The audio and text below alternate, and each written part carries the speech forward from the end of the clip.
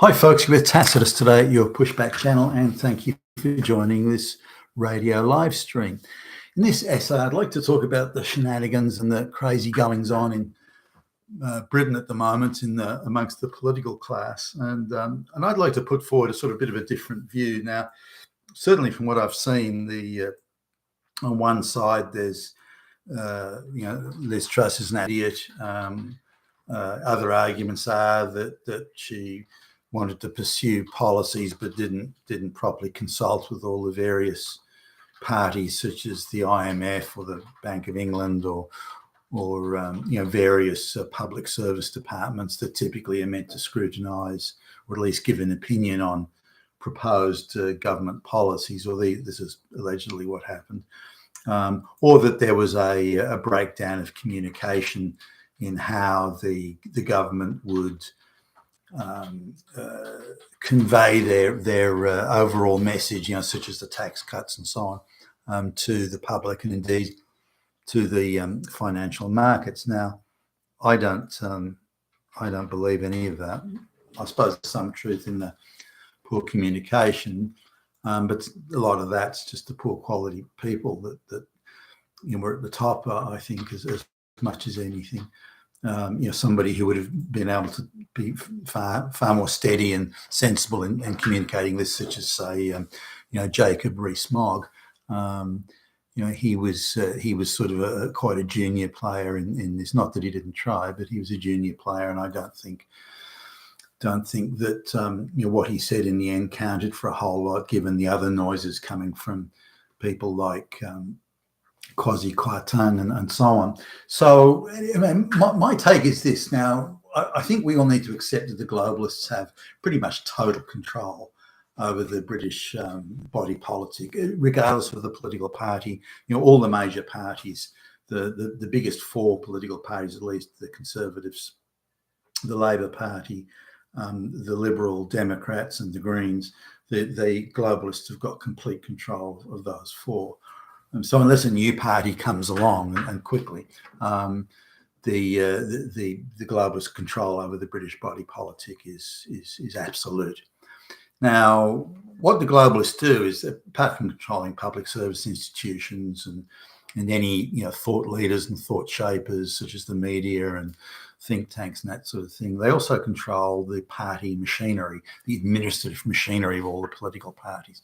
Because the administrative machinery, the party head office, if you will, they decide who's going to be selected to sit for, contest a particular election, and in what electorates, how much money those people will get to electioneer, how much help they'll get, how much the media will be brought on side, and because the media is part of the globalist establishment now, the political machine can say, well, we've got this candidate sitting here. Can you give them some extra favourable media coverage? And if you interview them, for God's sake, don't ask any difficult questions, and so on. So that it's a very very much an interactive sort of mix. The NGOs really that are hugely politically active these days are also the same. They'll chase after and trash candidates that maybe aren't satisfactorily on message. They're all fascists, they're Nazis, they're Hitler. And academia does their bit in getting the college kids to think the right way about this or that candidate or this or that policy. And there's a much larger number of young people in university and college these days than ever has been. So there's a much bigger audience to sort of mind fuck than there might have been in previous generations. But what the Conservatives did, which caught me a little bit by surprise, when they were looking for a new Prime Minister to replace Boris Johnson. Boris Johnson, by the way, being a complete and total globalist, stooge, flunky, gobbler. So replacing Boris Johnson, they went to the grassroots party membership. Now, these are the people who are members of the individual electorates all around the country, and they're a very disparate, dispersed group. The globalists don't have control over them. The globalists control the politicians in parliament. They control the party machinery. They control the media. but they don't control this dispersed group of party membership.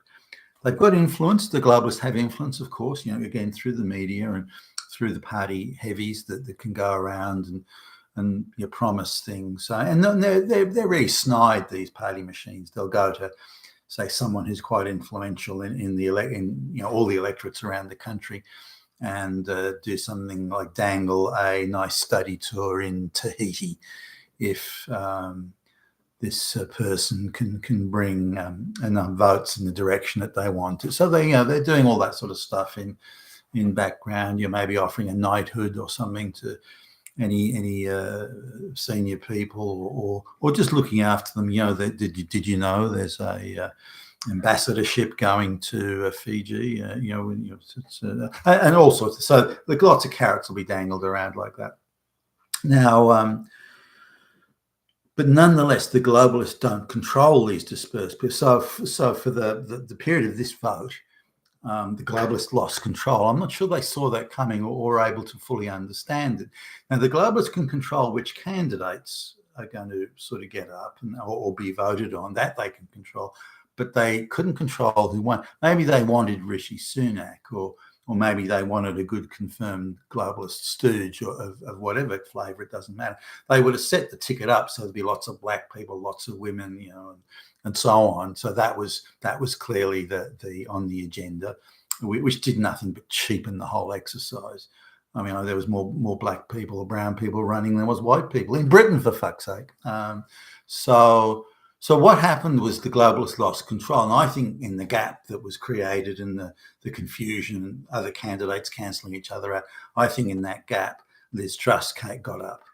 Not that it wasn't one of the people that the globalists wanted on the ticket, the woman and all that sort of stuff, but I don't think they expected her to get up.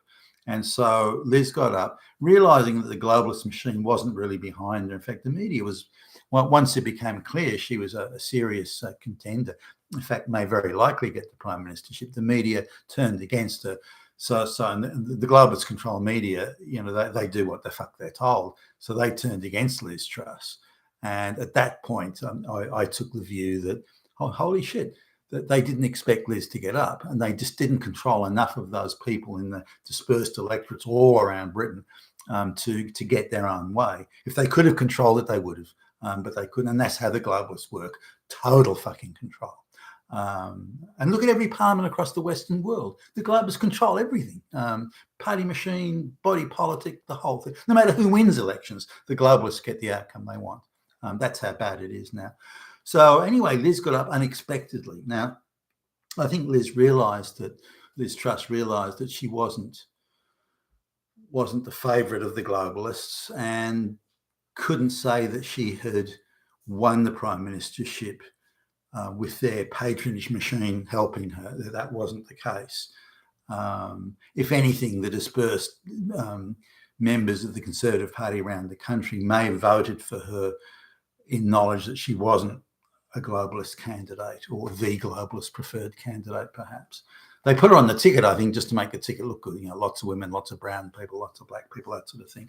And it's another way, getting black and brown people to run the country is another way of humiliating the British and crushing the British heritage and history. And the globalists would have been, huge hard on all around the globalist environment for that. So Liz got up, and so Liz thought that she had some degree of independence or discretion to make decisions. That she may have thought for a moment, a fateful moment, that she was actually the prime minister. It said prime minister on the letterheads and the literature. It said prime minister as an official title, and it says prime minister on the front door and all this sort of thing. Lives at the place that's prime minister. So you could be forgiven, and Liz could be forgiven for thinking she actually was the prime minister of the United Kingdom.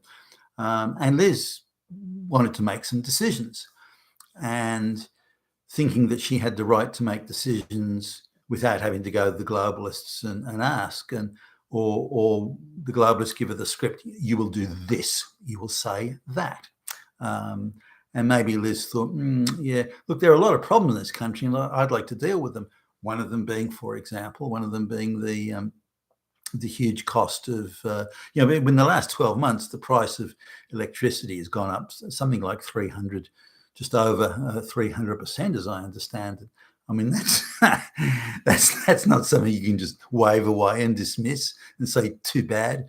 Majority white country, you're all fucking fascist Nazis anyway. Too bad, suck on that. It's not something you can wave away. And the future looking even sort of bleaker. Looking at maybe 5 times the price that it was a year ago in the coming 12 months for electricity. So the fallout from the COVID, needless and pointless COVID lockdowns. So some serious decisions were needed. One was that Britain had to become energy independent, and Liz Truss was going down that path, or started to go down that path. That immigration should be drastically halted. All illegals should be kicked out. Evictions, had to be on the table for discussion, and that migration had to be skilled migration, not illiterate fucking third world peasants, but skilled migration of needed skills needed in the economy that cannot be created by paying people a bit more, local people a bit more, or by more training or on training or anything like that. So skills that are needed. Now, if that were the case, Britain would maybe have an inward migration, if assuming skills-based here, of maybe 10,000 a year. Wouldn't be any more. So these are the things that, or amongst the things either Liz Truss wanted to do, or at least wanted to talk about. Now, she barely got the seat warm in the Prime Minister's office before the globalist goons came around and reminded her who really was in charge. And Liz, it ain't you. You might have Prime Minister on the letterhead, but you don't decide shit. You don't decide anything. We decide, and we tell you what you will do. And that's how it works. And that's how it works pretty much all the Western countries these days. The globalists are in control and dictate, more or less everything. So Liz then has to do a couple of backflips. And she, okay, all right, then you can keep the mass migration, you can keep the illegal immigration. All right, fine. But let me get rid of the Green New Deal and get Britain energy independent. The sole purpose being, of course, to bring down the price of energy to what it was a year ago. Obviously exacerbated by the silly business with Russia. And I think Liz wanted to, just reading between the lines, I think she wanted to drop the sanctions on Russia just to get the energy bills down. She represented, or so she thought, the British people. Why the fuck wouldn't you want to do that? But the globalists said, no, we want the high energy price. We want to fucking screw the shit out of the damn white fascist Western Nazis. We want to grind them. We want to humiliate them. We want to fuck them up. And we can do it. Now, the globalists, were in a bit of a panic because they thought some of the Western politicians may cave in to public pressure about the huge cost of energy as these sanctions against the Russians continue, and may even up the ante on those. So I think they panicked over that the Western politicians may cave in and just cut some deal with Russia. So the globalists decided to blow up the gas pipelines. Okay, well now we've cut that one off. There's nothing you can do about that. So Liz was in an impossible position of everything she wanted to do. She hadn't cleared it with the globalists first, nor could they. It just wouldn't have got up anyway. Liz, your job is to stick to the globalist script. You do what the fuck we tell you to do. Can't you get that in your thick head? Well, do you actually think you're the Prime Minister? So Liz had the backflip on one thing after another, and the idea of the tax cuts. I don't know. I've got mixed feelings, but I do see the point of where they were kind of. So the view was, we've lost control of the budget anyway. So rather than have this slow, sort of painful, crushing death by 1,000 cuts, we accept we're in a shit position. Let's just cut through this and go for growth. Let's at least try to address it and have a higher growth economy and hopefully that'll work out, because we're fucked anyway. We're screwed anyway financially. So why don't we try this? Has anyone got a better idea? No. Okay, let's try this. So I think that was the. Now, could she have, and the people around her, who she had some low quality people around her. I mean, like Kwasi Kwarteng, I mean, fuck. And some of the others were just, it's got to be the lowest quality cabinet, I think, especially in the senior roles, that I think we may have ever seen in the history of Great Britain. So they went for that. The globalist controlled international financial cabal, didn't like it. She didn't get permission from the globalists to do it. It wouldn't have got permission anyway, by the way. And so they punished her for her being just a bit too independent. You can imagine the meeting. Oh, that fucking Liz Truss. She actually thinks she's a prime minister in charge. She thinks she's got the right to actually make decisions on behalf of the United Kingdom. There'll have been laughs all around the room. Is that what she thinks? We'll fucking show her. And so they crashed the currency and did all sorts of other things. Horror stories coming in. Pensioners won't have more than a penny to live on, and these sort of things. I mean, this is the height of these fucking people. That they forced up the price of energy to, 2, 3, and in a year's time, maybe even 5 times what people were paying, and yet they've got the hide to go chasing Liz Truss over what might be the effect on pension funds, things like that. So I think that's what happened, and Liz had to. Liz started conceding things to the globalists. Well, okay, I'll agree to the mass migration, fine. Okay, illegal migration, fine. But let me do this. And she tried to, tough it out, stick it out, and then hoping that she'd get permission to do it or they would stop attacking her. But it didn't. And then she had to backflip on everything. And I think the stress and the strain of the whole thing, having to the resignations from the cabinet and so on. I'd rather she realised, okay, I'm not going to get globalist approval. I'm not going to get the globalist sort of moniker on this. The media are going to be against me. Fuck them all. I'm going to govern this country in the name of the British people. The people that vote for the politician. I'm going to govern the country in that name, and they can all fuck off. And ran the country, and just appointed a cabinet that would follow policies that would be in support of the British people, and that's what I think she should have done. But that takes some serious stones, and imagine the horror stories. They'd come at her with everything. Anyone she'd ever had any relationship would be, a Nazi. That they would have absolutely thrown the kitchen sink at her for that. I mean, well, they'll tolerate a lot of things, but independence of mind is not acceptable, not one of them.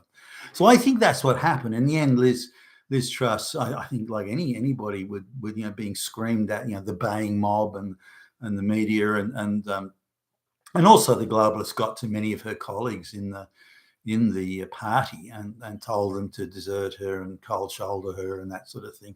So isolated and attacked from all sides as she was, she really had no choice but to. She had a choice, but very few people could sustain that sort of attack, and to get them all out of her face and off her back, she resigned. So that's how I think it all played out. You've been with Tacitus today, your Pushback channel. Thank you for listening.